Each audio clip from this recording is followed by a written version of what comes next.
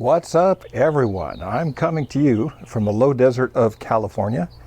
Wendy and I come out here every Thursday night. We just got here and we spend Fridays usually hiking in the mountains around here. We're looking forward to doing that tomorrow. It's pretty hot down here, but it's really cool up in the mountains, about 4,000 foot elevation difference. So just really blessed to talk to you about a Bible passage which is challenging. People think that the Bible just comforts them, and I have to ask myself, what Bible are you reading? There's a lot of comfort in the Bible, but there's also a lot of challenge. And this is one of those passages. Matthew 7, 13 and 14.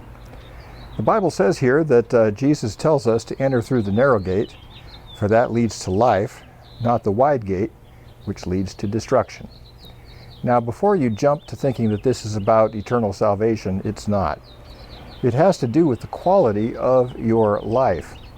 The quality of our life has to do with intentionality and going after that narrow target, shooting for a bullseye, shooting for making our lives really work out, and following the path of Jesus. Jesus went through the narrow gate. Now, we're not going to have 3 years of a career and get crucified like he did. That's not the point.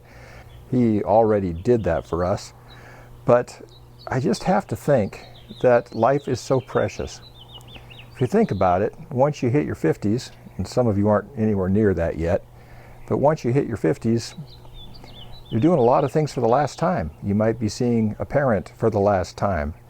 You might have 3 or 4 more times to see certain friends that are older. You might be doing certain strenuous activities for the last time as our lives start to get a little bit smaller as we get older. And it's so important not to let life just skateboard by and pay no attention to what we're doing.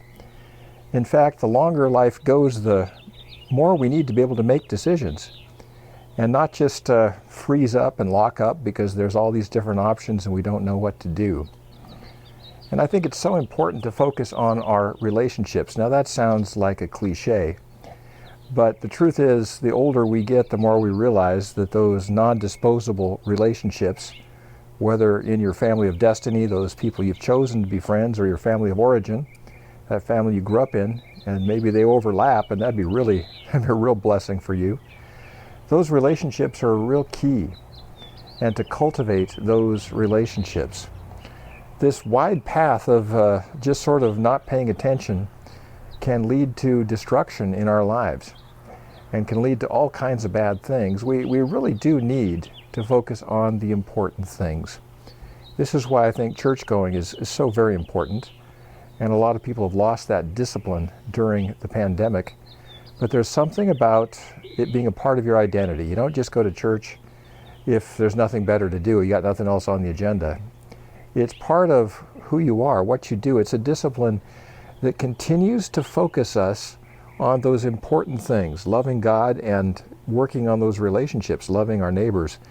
And if we don't do that on a weekly basis, where we have to go somewhere, sit down, and think about this with no distractions, we really do miss out. I would like to invite you, wherever you live, to make your way to church on Sunday and to keep shooting for that narrow gate. I think it's so important that we grab onto life as best we can. And if you let a few weeks slip in your church attendance, it's a month here, next thing it's a couple months, and we're just off the track, off the path. There's something about sitting down for an hour, hour and a half, and really being forced to pay attention to what's going on. And what's going on in church is always about living our best life as God would have us live it. It's about being intentional. I invite you to be intentional, and let's all find that narrow gate together. That's the good news for today, and I will talk to you again tomorrow.